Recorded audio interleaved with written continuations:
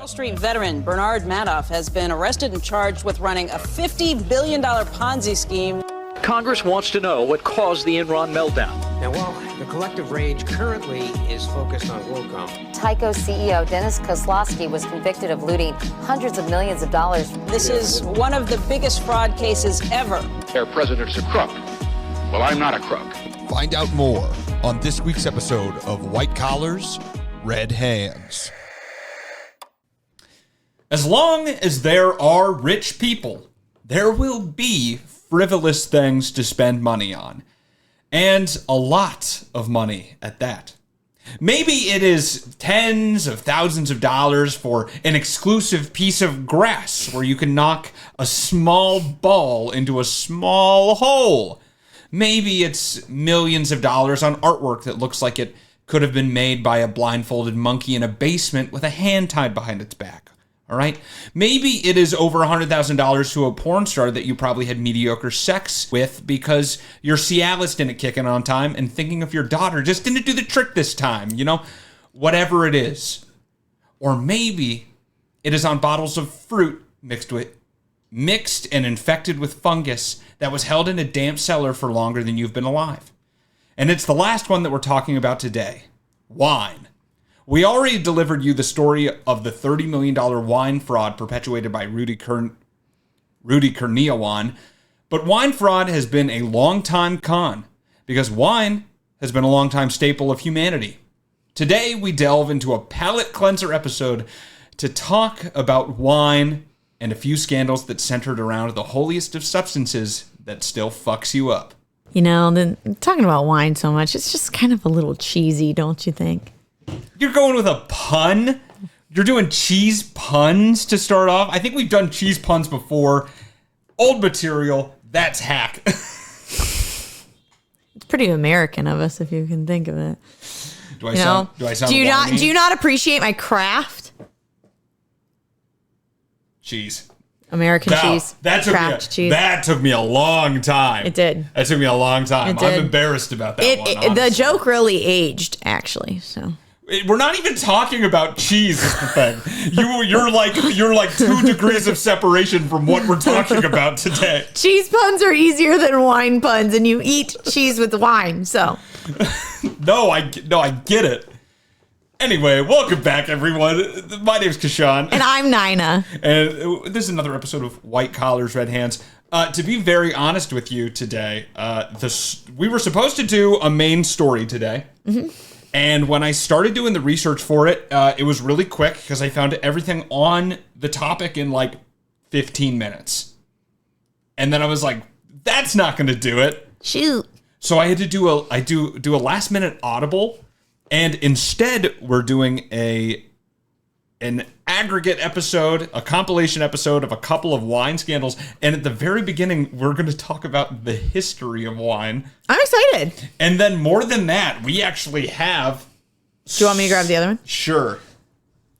We actually have some real wine because we're both over the age of 21. We're both over the age of 30. So here we are with our wine, and they're actually important to today's topics. So as we get to them, we'll open the wine and we'll taste it along with telling you the stories. And if you would like to drink along with us, we are drinking Côte de Rhône, which is from France. The 2023 year, lot 162. That's a good year. We're also drinking the 2023 Romole from Romole, whatever. It's from Tuscany. It's from Italy, okay? A little bit about wine. Are we going to drink it? We drink it when we get to the stories. Oh, all right. Getting drunk has a long and storied history that, as far as we can tell, begins somewhere around 6000 BCE at the latest. The practice already seemed prevalent across multiple regions as casks for winemaking have been found dating back to 6000 BCE. The oldest was found in modern-day Georgia, the country, not the state. Mm-hmm. But similar finds have been found in modern-day Iran, dating back to 5500 BCE, modern-day Persia, dating back to 5000 BCE, and in modern-day Sicily, dating back to 4000 BCE. So they've been drinking wine for a very long time. It's good. And likely the process of making wine is much older, though, since written language was only invented in 3200 BCE. So it predates writing. So we really don't have a record of the first people who left grapes forgotten in a closet, nor whoever had the bright idea to still try some only to realize it made their local villagers at least 15% hotter after a few big swigs. You know, I've seen cavemen, so I would also need to drink some wine before fornicating with a caveman. Ooga ooga. Ooga ooga. I agree. So 8,000 years ago in Georgia, grapes were cultivated and smashed, then left to ferment in big clay vessels known as kvevrey. Oh, that is I would love to do that for a date. Go make wine, like stomp on the grapes. Wine stomping? Yeah, I would love to do that. So I was watching a documentary about wines, and one of the wineries don't stomp on the grapes anymore, but they built a whole machine that fake stomps on the grapes. Like they built like little. They're not shaped like feet, but they said they're like feet at the bottom, and they go in and out, and they even heated them up to body temperature. Oh, that's crazy. Like if someone's legs were going in and out, because for some reason they thought that would have an effect on the chemistry. It probably of the does. grapes. Probably does. Why wouldn't it? They said they tried other methods and then it didn't turn out the same. So they had to build this whole new contraption to fake stomp grapes. I believe it. So obviously that's much more fancy than what they had 6,000 BCE in Georgia when they had their kvevrey. So back then it was unfiltered, fermented with just wild yeast that grew on the grapes and not like hand-selected yeast strains, and likely not super strong. So all of this to say, it almost definitely tasted like shit. Like it was really bad comparatively to what we have now. That being said, through the years, wine became a very important player in lifestyle and culture, especially through religion. Obviously, we know that wine takes a prominent place in Jewish and Christian faiths in many practices, such as the sacrament, which is why little Catholic children get to turn up on Sunday. Hell yeah. Nothing I love better than being fed alcoholic spirits from a chalice by a much older men. And it's even that better when everyone else has also drank out of. And it's even better when it's at church. Hey, it's blessed. But this idea of wine being associated with blood is traced all the way back to the ancient Egyptians, who called it the blood of the gods. Also shows they were primarily drinking red back then. So don't worry, though. Polytheistic people loved wine so much that they usually had a god just for it. The Greeks had Dionysius, the god of wine, fertility, and revelry. Also of theater, by the way. Oh, interesting. Yeah. And the festival of Dionysius was probably akin to a before Christ ditty party with how crazy it got. Yeah, I would believe that. The Norse, on the other hand, loved wine so much that they made their like main guy, Odin, the god of wine and alcohol. So very centric. But I mean, when your life is literally living in the cold and pillaging villages all the time, you're probably going to put wine on a pedestal. I mean, they also had a lack of fun back then. So, I mean, all you really had for fun was like drinking and sex. Yeah, life was it makes sense that they had all these gods that celebrated those things. You died. Yeah, early. literally at like 40. All your kids died early. All of them. You had 8 and maybe 2 made it. Yeah, so might as well get drunk, right? Hell yeah, brother. Everyone was an alcoholic, basically, is what we're saying. And not to be left out, religions of the Eastern world also celebrate wine. The Hindu goddess Varuni is the god of wine, and then the Chinese have a goddess Yidi, who's also the god of wine. So they all kind of got one. I didn't know that that China had gods and goddesses. Yeah, there's folk gods and goddesses. Fun fact, the depiction of the Buddha, the fat guy that you see, that is actually a Chinese folk god that they adopted into Chinese Buddhism. Which is why I did not know that. The original Buddha, very skinny, because he's an ascetic monk, so he didn't really eat a lot. So the fat one's more fun. And back in the day, wine didn't have a lot of variation, as it was once again largely believed to be red. Which, by the way, another wine fun fact for you. Many people think that white wine is produced from green grapes and red wine is produced from red grapes, but there are many white wines that are actually made from red grapes. Pinot Grigio is a very good example of this. You literally just limit the contact with the skin that you have during the process. The longer it's in contact with the skin, the redder it gets. The redder it is. That makes sense. Because when you bite into a grape, the inside is like a whitish clear color. Yeah. So you Doesn't can, matter whether it's a red grape or a green grape. So you can make white wine from red grape. Obviously, you can't make red wine from green grapes, though. You can make orange wine from green grapes. Found that out, too. Interesting. Basically, if you make it the same way you make a red wine, you let it contact the skin a bunch, it turns like an orange color. Oh, how about that? Never had one of those, but I don't think I have either. I don't think I've seen them. Probably not I've popular. seen them. I just don't know. I don't know. Never had it. So, as the years came on, though, not only other colors of wine were invented, but different styles. Sparkling wines became popular, maybe you know, out of the Champagne region in France. In the 1600s, when a French monk by the name of Dom Perignon, you think all the rappers know when they're rapping about Dom Perignon that it was some old French monk in the 1600s? No, they don't. I don't think that they do. Well, it was. Because I did not know. I knew what Dom Perignon was, but I did not know that it was from a monk in the 1600s. It's named after the dude, which is crazy. That's very interesting. And he made some key contributions to the production of sparkling champagne by trying to end it. What a lame ass. Yeah, the Champagne region sits quite north in latitude, so it's pretty cold in the winter there, as compared to some of the other areas in France where they grow grapes. So this caused the bottles to stop fermenting in the winter because it got too cold for the yeast, and then they'd start back up again in the spring. And this re-fermentation would build up so much carbon dioxide from the fermentation process in the bottles that they would explode. And then if one exploded, it would cause all of the others to explode. So he was trying at first to stop this re-fermentation process. So he adjusted the grape blend in sparkling champagne to reduce the effect, and it actually made it more popular as an backfired as an export to England. The English people were like, "Oh, we love the bubbles. Keep putting them in there. Keep those bubbles in there." So they did. That being said, Dom Perignon is actually credited with discovering sparkling wines and discovering sparkling champagne, neither of which did he do. Yeah. He just made changes that might have helped popularize it. Today, though, the most famous wines in the world are made in pretty much California, Italy, and France. Some in Argentina, if you're a Malbec fan. If you like, there are some from Australia as well. Yeah, there's some, but the main players are basically they're those three. Yeah, California, France, and Italy.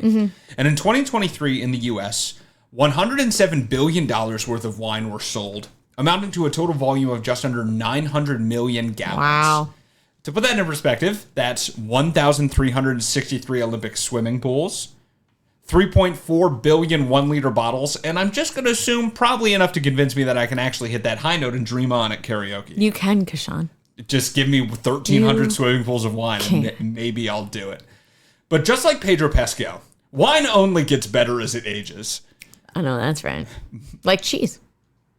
You're really pigeonholing the cheese. You just want to talk about cheese so much. I love cheese. Do a cheese episode then. Ooh, that's an idea. Oh, man, I didn't... You're going to do it. I'm going to do it. I'm going to find a cheese scandal. There's one out there. There's a scandal for everything.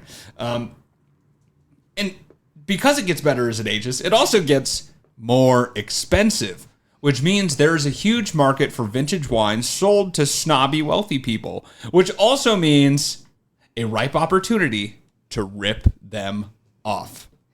So for our first place that we're heading to Italy, more specifically the Tuscany region, to talk about something called Brunello Gate. Brunello Gate. Yeah, it's really inventive. Supposedly, it was actually named off of a 1990s Italian political corruption scandal, which honestly, doing the research for this, I was like, that's going to be a future episode. Cheers. Cheers. Oh, I don't. Here, this way. Ooh. That's really dry. It is quite dry. And very astringent. I think that this would taste good with pasta. Probably. So, we'll be sipping on this as we talk about Brunello Gate.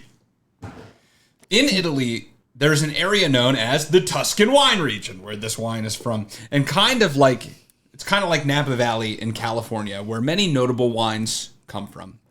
Italy, much like France, holds laws that protect classifications on wines based on the region that they are grown, like how Champagne can legally only come from the Champagne region of France. Otherwise, it's Prosecco. Or sparkling wine.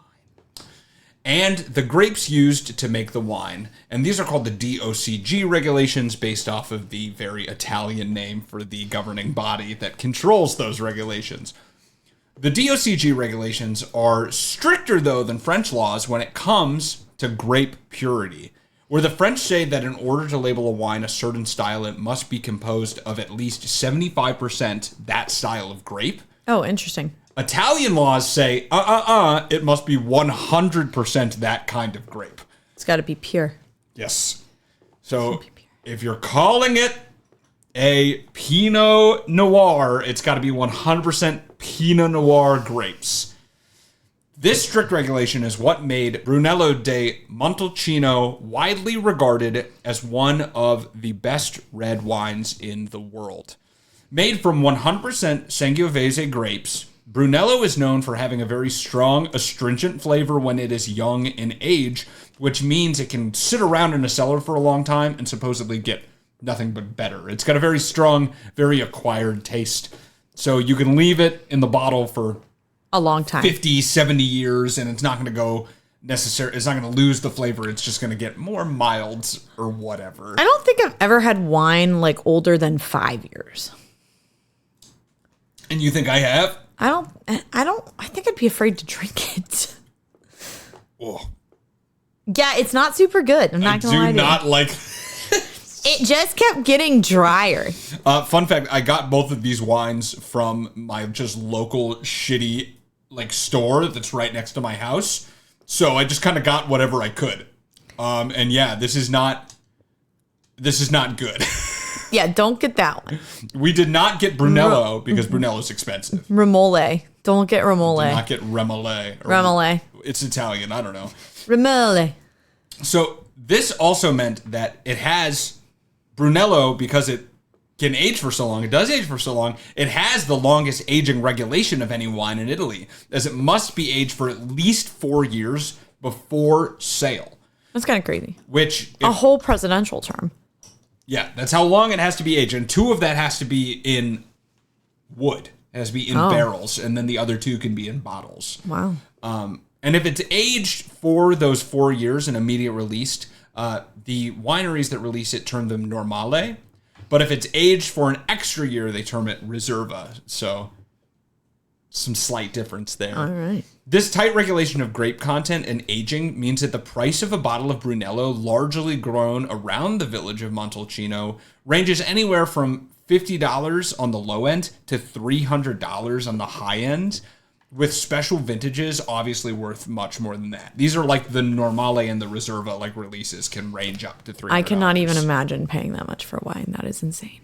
I think I spent $40 on a bottle of wine once and was so unimpressed that I was like, I will never do this again. I'm not gonna lie. I mean, if you come on, Snoop Dogg Cali Red, I challenge you to bring me a better red blend. I get the one. I challenge you. I get Boda Box, bro, in the box. Oh, Boda Box is so good. They rock, and what a great deal. What a deal. I'm so old. Jesus I Christ. drank a lot of Boda Box during the pandemic. In 2008, it was released to the public that some producers of Brunello di Montalcino might have been lying about their blood of the gods and could have been mixing in cheaper grapes that allowed the wine to be palatable at younger ages. And I don't mean by 13-year-olds. I mean the younger age of the wine. Because the only wine palatable at 13 years old is Franzia Chillable Red. Hey, don't shit on Franzia Chillable Red. It's very... Slap the bag, baby. It's very sweet. We've all played Slap the Bag. If you're 13, that's what you're going for. So this mixing in of subpar grapes caused the wine to appear darker than the polished ruby color commonly associated with Sangiovese wines, and also caused them to have more sweetness and less complex flavors, whatever that means. all of which was called out by sommeliers and finally led to the authorities in Italy quarantining the vineyards of popular producers and seizing hundreds of thousands of bottles of wine after they tested to not be pure Sangiovese grapes in there, you know? Authorities discovered that the vineyards had indeed been mixing in multiple other grapes to the wines, like Merlot and Cabernet Sauvignon, and 17 people. So one time when I was dating that one person that we both know, he was like, I got us some wine tonight. And I was like, oh yeah? What did you get? Oh, no. And he's like, it's actually 2 wines in one bottle. It's Cabernet and Sauvignon. And then I laughed in his face. That is hilarious. I was like, you're dumb. You're like, oh, so it's cheap. That guy didn't have a whole lot of money. And you know what? I liked him anyway. You wear that as a badge of honor? What does that mean? I do. I was a saint.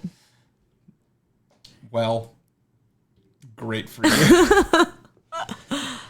Not great for the 17 people that were indicted in the scandal that would become known as Brunello Gate. They indicted 17 people just because they were mixing that. They take it seriously. They do. This is not a joke. All right. 11 of those indicted agreed to a plea deal, which allowed them to sell their products with different labels at greatly reduced prices, obviously, to avoid trial. They couldn't sell it as Brunello, sell it as a blend, but you can still sell it. Of the 6 that went to trial, 5 were found guilty. And although I could not find details about sentencing, the charges centering around production of a fraudulent product held a maximum sentence of up to 6 years in prison for each of them. Wow. I'm sure they didn't get 6 years in prison, but they could have. They could have. All right. And here in America, the U.S. government actually decided to block imports of Brunello unless each shipment was accompanied with lab results that proved its purity of grape. I'm sorry. I just feel like we have bigger issues in the world right now than the... Someone's in charge of imports in the government. It's their job. Yeah. No, I know. I just feel like the purity of the grape. I mean, come on. The purity of the wine, is that the biggest problem we have right now? But in 2008, it was a different time. If you're charging $300 a bottle for it. Well, that's true. You are charging a lot of money. I'm upset. Yeah, if I'm not getting what I paid for. You know, and that put pressure on Italian winemakers to fix the issue in the future. And since 2008, there have been no more scandals associated with this Tuscan acquired taste. Not this one. This is a fake one. Chug, chug, chug. I gotta say, I gotta. You poured yourself a pretty big glass considering you didn't know what it tasted like. It's gonna stay at my house, so I'm probably gonna drink it at some point anyway. Yeah. You know, I also did not eat dinner. Oh, great. Because Sean's getting drunk. So I'm about to get 2 glasses of wine into this episode, and I have not eaten. So for the next appellation, which is the term for a place where wine is grown. Oh, really? Yes. We are traveling. Why do we call it Appalachia then? No, that's Appalachia. I know, but... Because it's the Appalachian Mountains. But I'm saying Appalachian, Lation. Ah. So they're spelt differently. Ah. But sound similar. But for our next appellation, we're traveling to the Rhone, the southern Rhone Valley in France. I think this one's going to taste better. Where is that? I don't know. Except for that. It's in France. It's in France. And it's called the Rhone Valley. And I don't know what that means either. So if you speak French and you want to French-splain to us in the comments. Oui, oui. Feel free. This is a Côte du Rhône. What does that mean also? I don't know. This one's hella darker. Ooh, I was going to say this smells thicker. It smells thicker? It smells thicker. What the heck does that mean? It just smells thick. That's how I could tell your mom's coming around the corner, bro. I'm like, oh man, she just smells thick, you know? All right. What's so funny is you guys don't know what my mom looks like. She's very thin. She is not thick at all. Cheers. Nothing thick about that woman. I like this one. Well, I like it better. This one's much better. So, join us as we sip our way to France. France is the first implementer of quote-unquote wine law, and it is by far the most respected winemaking country in the world. I listed the top 3, but really when it comes to it, France is seen as the best one. They take their wine seriously, which is why when a bulk wine bottler, Raphael Michel, was found selling improperly labeled wine, there was multiple years behind bars on the table for its chairman, Guillaume Reichwart. From the southern Rhone Valley of France, there originates 2 wines that are made from blends of the same grape varieties. One of them is the Côtes du Rhône, and the other is the Châteauneuf du Pape. Wow, I did not know how to say that. Côtes du Rhône, which is what we're sipping on right now, is your run-of-the-mill wine. It has vineyards and vines, and it's got those little sticks they grow on. They grow in rows, much like any other. It grows in regular soil on plots that are divided up into designated lines, like I said, and that makes auto-harvesting with a machine relatively easy. They have like a thing that goes by and whirs up all the grapes from the bushes because they're in those lines. Châteauneuf du Pape, on the other hand, is famous for having its grapes grown in soil covered with, more French words, galets roulés. I'm going to say that they pronounce half of the letters and words. Yes, they do. So I'm going to say it's very annoying. Galets roulés, or pudding stones. Oh, I love pudding. Which are basically a bunch of little rocks that cover the ground that the grapevines grow out of. They're like bigger than pebbles, like relatively larger rocks. Okay. And the rocks supposedly hold in the heat of the day throughout the night. Which supposedly causes a higher sugar content in the grapes. Delicious. Because of this, though, the vines can't be grown in like the lines with the little wooden stakes to keep them in the line. Yeah. They can't do that. They just have to grow out of the rocks. And that means that the harvest of the grapes has to be done completely by hand. Oh. You cannot auto-harvest the grapes. That takes a long time. Correct. And on top of that, it's actually illegal to water them. Why? It's just part of the wine laws. All right. Supposedly, Making shit up. For Well, I guess all laws are made up. They were like, this is how the wine's made. If you're gonna call it this wine, it has to be made this way. And part of the rules is that you bet, like a fucking gremlin, you better not get any water on them. All right, unless it's naturally occurring. So all the rain that waters the plants has to come from, or all the water that waters the plants has to come from rain. And new plants are not planted very often because you got to plant them in the rocks. It takes forever for them to grow because you can only water them with rain. And because you don't plant new plants very often, the plants that are producing grapes are much older.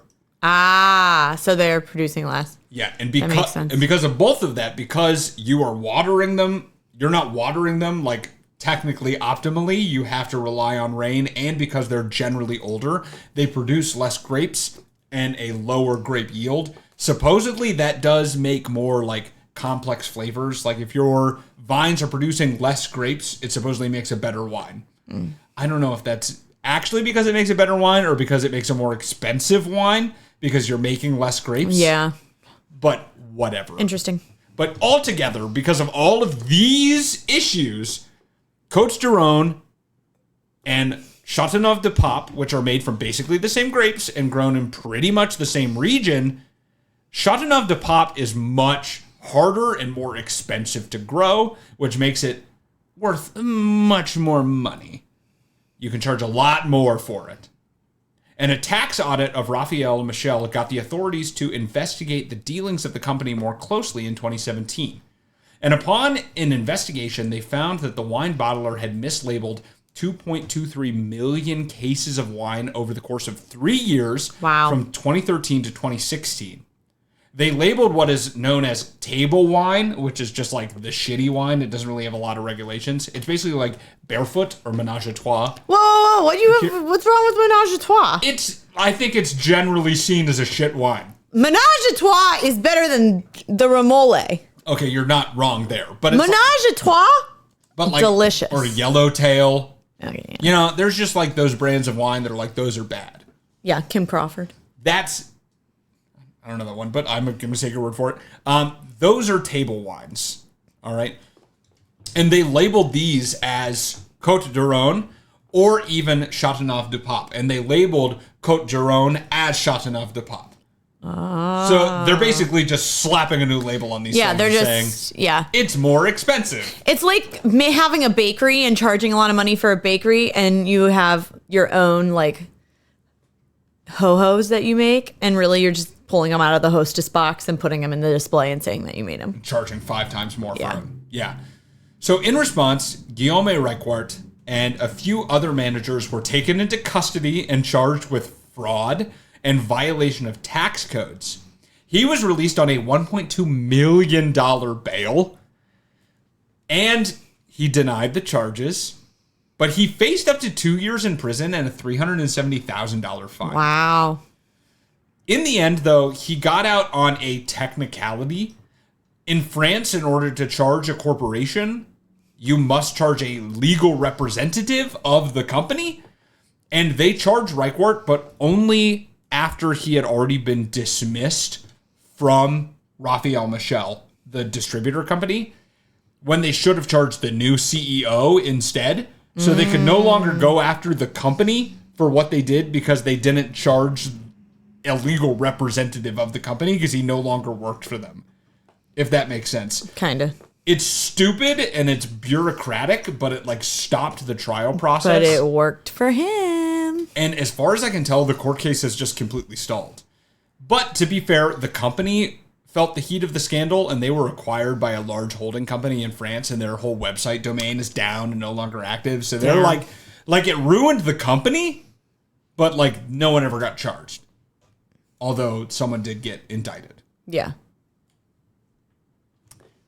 So that was France. That's all the wine we have, and thank God, because I'm actually starting to feel this. Are you? Yep.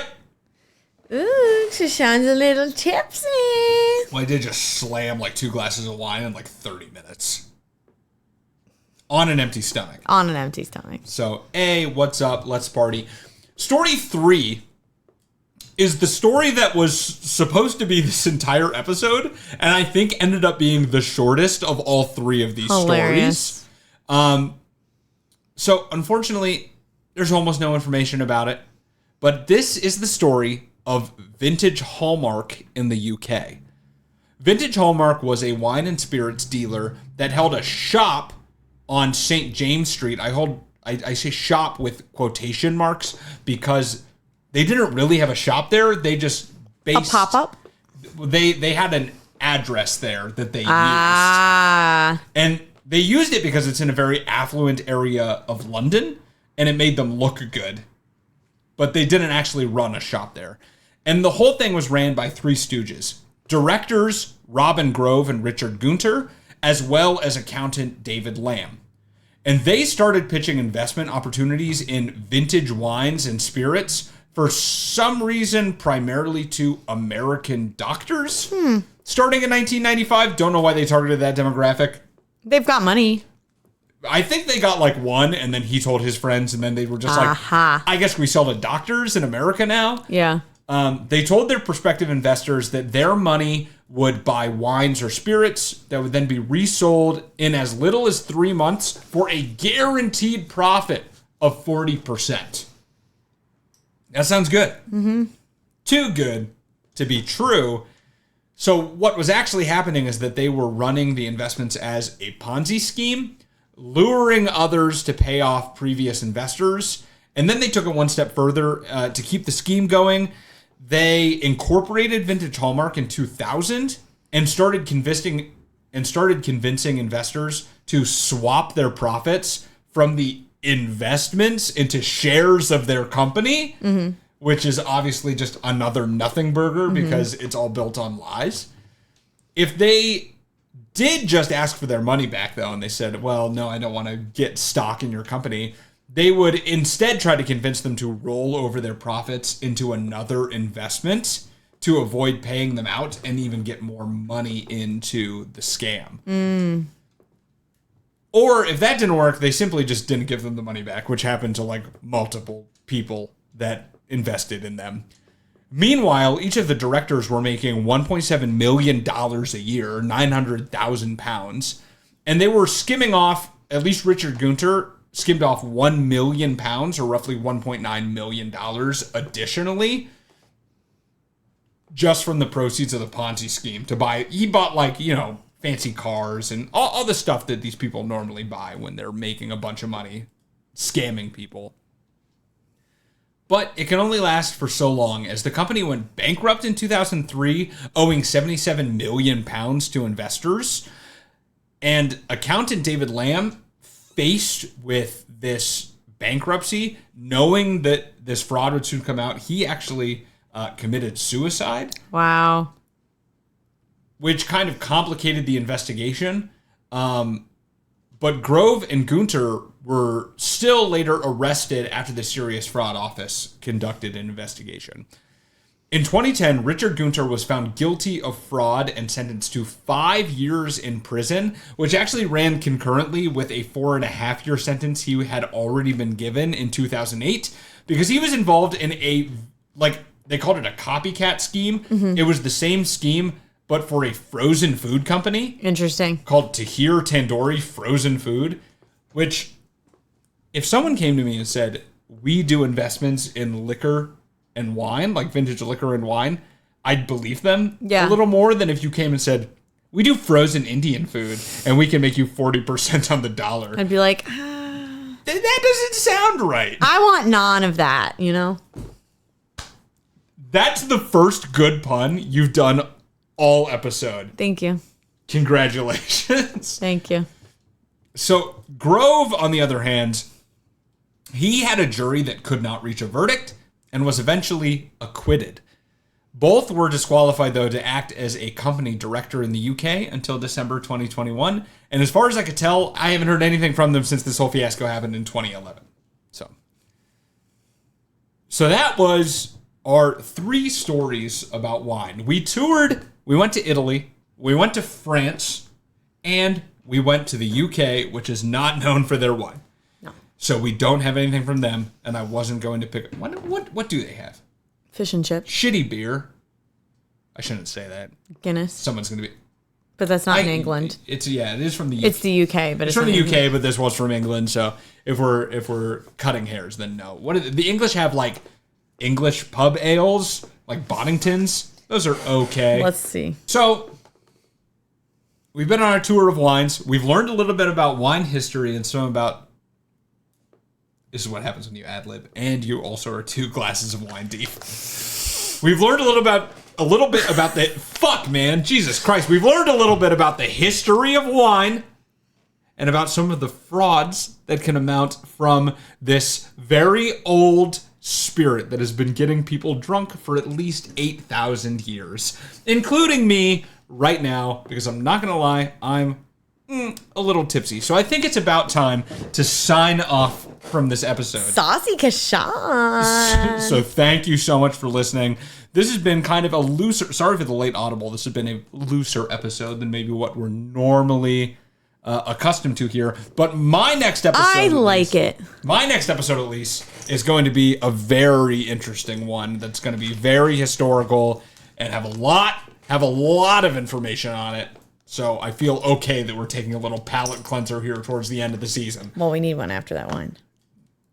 Yeah, after this Remoulade, oh my God. I can't tell you enough. Don't buy this. Don't buy that. But thank you so much for listening. If you liked what you heard and you want to support us, then you can go ahead and do that for free by leaving a review on Spotify. Spotify hosts our videos, so if you wanted to see the bottles, here's this terrible wine not to buy.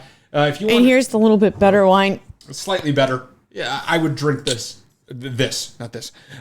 If you wanted to see what all of that meant in lovely 1080p, then you can go to Spotify or you can go to our YouTube. Don't you mean 1040? No. Oh, okay. I don't.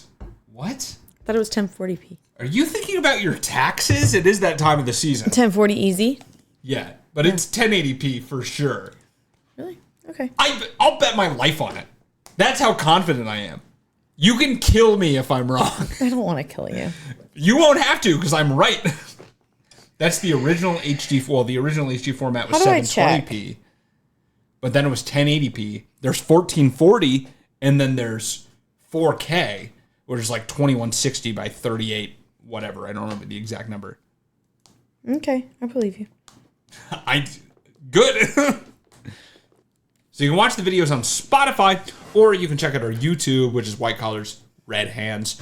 You can also support us for free by following our socials. That's facebook.com/White Collars Red Hands, X at White Collars Pod, or Instagram at White Collars_Red Hands. You can also follow our TikTok at White Collars Red Hands. Any of those work. You're going to realize it's all White Collars Red Hands. Our website, guess what? It's whitecollarsredhands.com. And if you Free titties for you. No. If you go there, it's something completely different. Trust me. whitecollarsredhands.com. You can go there. You can hit that button that says check out our merch. If you want to spend some money and actually drop some in our wallets, you can go ahead and go there, get a sweatshirt, a shirt, whatever you want. It helps support the show. God knows we need the support because I spent $38 on these wines tonight, which, podcasting doesn't make you a lot of money. But if it made me $38, I'd be pretty happy. You can also support us for free by telling a friend. All right? Go out to a bar and drink a whole bottle of Côte d'Aron and over-explain one of our episodes to someone there. And that'll get them to listen. Go ahead. Will. Do that. What am I missing? I did the socials. I think that's it. Yeah? All right.